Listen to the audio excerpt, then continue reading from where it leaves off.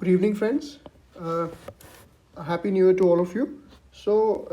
Today we're going to start this MCQ series. We will be taking up a few important current affairs in MCQ format so that you are able to understand. This will be relevant for people who are preparing for the ACIO, IB ACIO exam, the CAPF, the CDS people, the CSIR exam, which is likely to be held in February, and the UPSC exam as well, another examinations of the state PCS. So today we'll be starting with the December. We'll be starting with the December current affairs. Okay, so without much ado, let's start. So first topic is Kangla Palace. So Kangla Palace is a historical and archaeological site किस state में?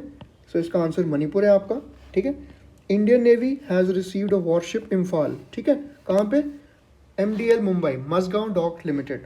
तो ये crest design में है, इतना नहीं याद रखना, बस ये याद रखें उसमें कांगला पैलेस प्लस कांगला सा का एक एम्बलम बना हुआ है. कांगला सा क्या है? कांगला सा एक ड्रैगन हेड और लाइन्स बॉडी से बना हुआ एक कांगला एक एम्बलम है. ये एम्बलम है मणिपुर स्टेट का, एम्बलम ऑफ मणिपुर. ठीक है. Kangla Sha, it is Kangla Sha as well as Kangla palace, both are imprinted on the this warship Imphal. तो वॉरशिप इम्फाल ये है, it is third in the line of 4 warship series. It is third in the line of 4 warship series under project 15B.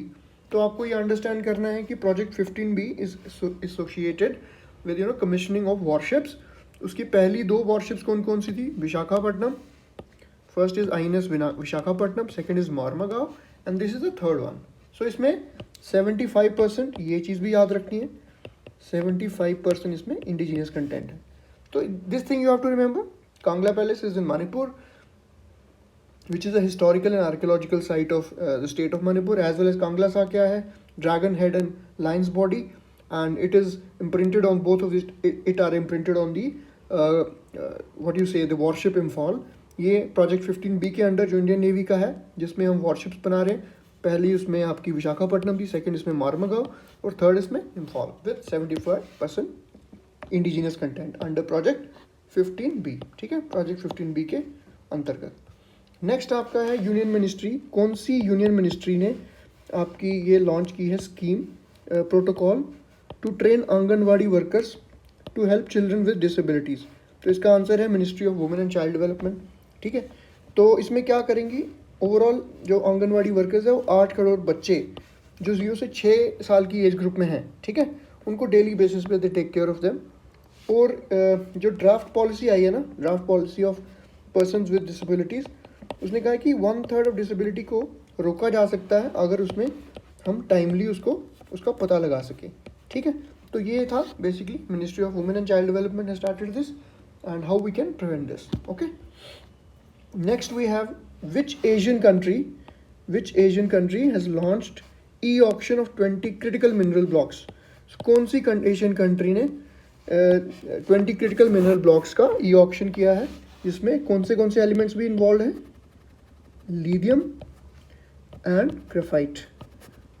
तो इसका answer आपका India है. ठीक है. India ने पहली बार ऐसा किया है कि अपने इकोनॉमिक डेवलपमेंट को बूस्ट करने का एक इंडिया का एक एजेंडा है.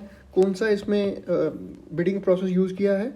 Ascending forward auction process. So ये बस नाम याद रख लें, no need to go in the detail of this. Ascending forward auction process, 2 stage transparent process. ठीक है. इसका आंसर इंडिया है. ये मेन चीज़ आपको याद रखनी. Next is which is the principal regulator for the sale and purchase of stress loans in India? तो stress loans के सेल और परचेज में कौन सी बॉडी इन्वॉल्व है? तो इसका RBI आंसर है. सेबी क्योंकि सिक्योरिटी से रिलेटेड है. Bank board of euro, NPCI is payment corporation of India. ठीक है. तो इसका आंसर RBI है. ठीक है. तो सेबी क्या करती है? SEBI proposes changes in the regulatory framework पर स्पेशल सिचुएशन फंड्स. ठीक है, for the acquisition of stress loans. ठीक है. बट क्या है? The proposals have been floated after consultation with RBI. ठीक है, which is the principal regulator sale and purchase of stressed assets. तो इसका प्रिंसिपल अगर रेगुलेटर की हम बात करें तो it will obviously be reserve bank of India. ठीक है. Reserve bank of India is the central bank of India. It is the lender of the last resort. ठीक है. कब बना था ये? RBI एक्ट 1934 के तहत बना था ये. ठीक है. It is the lender of the last resort. Lender of the last resort. और क्या करता है आरबीआई, ये हमारी मॉनेटरी पॉलिसी को डिसाइड करता है, मॉनेटरी पॉलिसी, ठीक है। आरबीआई मॉनेटरी पॉलिसी डिसाइड करता है। बाई मंथली आपका मॉनेटरी पॉलिसी रिव्यू होता है, बाई मंथली एमपीसीएफ की मॉनेटरी पॉलिसी कमेटी वो रिव्यू करती है, ठीक है। तो ये आपको याद रखना कि प्रिंसिपल रेगुलेटर स्ट्रेस लोन्स के सिलसिले में आरबीआई है, ठीक है। नेक्स्ट आपका आ गया ASEAN India grass roots innovation fund, AIGIF, ठीक है। It was launch by which country, Malaysia ने लॉन्च किया है ये फंड AIGIF, ठीक है। India along with 10 ASEAN member states was represented by 200 participants at the 4th edition of annual ASEAN India Grassroots Innovation Fund, which was launched by Langkawi, Malaysia. So ये नाम याद रख लें कि कहाँ हुई थी ये 4th इसकी edition of this annual event. It was in Langkawi, Malaysia. तो ये इसका आंसर रहेगा, ठीक है। नेक्स्ट आ रही है AGIF क्या है, एनुअल प्रोग्राम है, focus on fostering and strengthen relationship between India and these countries, ठीक है। एंड आशियान मेंबर स्टेट के बीच में किस किस सेक्टर में ज़्यादा साइंस टेक्नोलॉजी इनोवेशन की फील्ड में, ठीक है। इंडिया में department of science and technology, DST, department of science and technology, and the national innovation fund, national innovation fund, ठीक है। प्लस जो science and technology ministry host nation की होगी, जैसे इस साल ऑस्ट्रेलिया मलेशिया है, वो इसमें they will be taking active part, ठीक है। Got it. So just remember this, which country is hosting and which place. Next आपका आ गया who has been recently elected as the presiding officer of Rajasthan legislative assembly. इसका answer है Vasudev Devnani. So this was in the current affairs. So former minister and 5-time MLA unanimously elected. She is the first Sindhi to become the speaker in Rajasthan Assembly, ठीक है। काली चरण Saraf was the pro tem. तो आप बस इतना याद रखिए, because she becomes the first Sindhi speaker in Rajasthan Assembly. So this is a little bit of information, little trivia that you could be asked in the examination. Which sport is being introduced in 2024 Khelo India Games for the first time? So this is an important question. The answer is squash, ठीक है। 6th कौन सी games हो रही हैं ये भी याद रखना है। 6th खेलो इंडिया गेम्स होंगी 2024 में। कब से कब होंगी? 19 से 31 जनवरी के बीच में 2024, ठीक है। कहाँ पे होने वाली हैं? Tamil Nadu. These are few important fact जो आपको याद रखने हैं। तमिलनाडु में भी कहाँ पे? Chennai, Trichy, Madurai and Coimbatore. These are the 4 cities, ठीक है। तो इसमें क्या होगा? स्क्वैश पहली बार इंट्रोड्यूस किया जाएगा। These are the important things. Squash will be introduce for the first time. कब होंगी? 6th गेम्स हैं 19 से 31 जनवरी 2024। तमिलनाडु में होंगी। Chennai, Trichy, Madurai, Coimbatore, 4 states. Okay, I hope this is clear to you. Next, वीर बाल दिवस। सो वीर बाल दिवस क्यों मनाया जाता है? तो 26 दिसंबर को हर साल कौन से सिख गुरु के 4 बच्चों के शहादत के दिन को मनाया जाता है? तो ये आप सबको पता ही है, गुरु गोबिंद सिंह जी, उनके जो 4 साहिबजादे थे, उनको 26 दिसंबर को शहादत प्राप्त हुई थी। तो उनके नाम हैं, सबसे जो बड़े वाले हैं उनका नाम Sahibzada Ajit Singh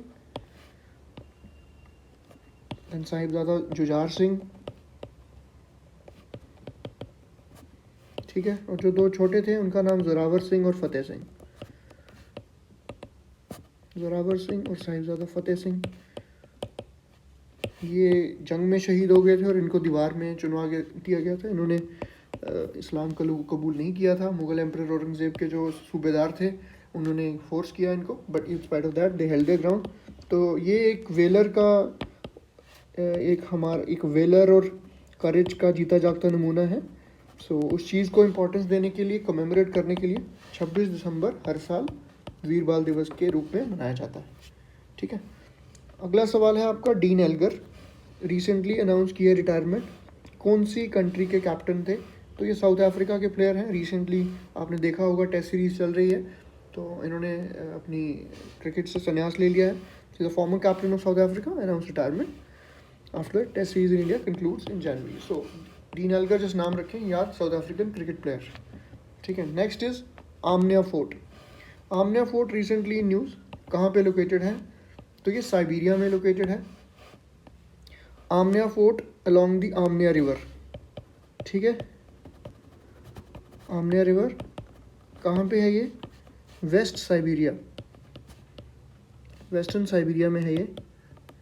it is located in western Siberia. ठीक है. बस इतना आपको याद रखना है कि आमनिया फोर्ट जो रिसेंटली न्यूज़ में था, आमनिया फोर्ट ये किस रीजन में बिलोंग करता है. तो this is in Siberia. Siberia आपको पता होना चाहिए कि रशिया के जो नदर्न पार्ट है रशिया का, that is called as Siberia. So friends, that's it for today's current affairs. Will keep coming up with more such important current affairs related questions. So I hope you derive value from this. Share your feedback in the comment section. Comments में अपना feedback ज़रूर share करें, whether you like it and whether we should continue this and anything related to the exam if you want to share. Till then, thank you so much friends. Jai Hind to all of you and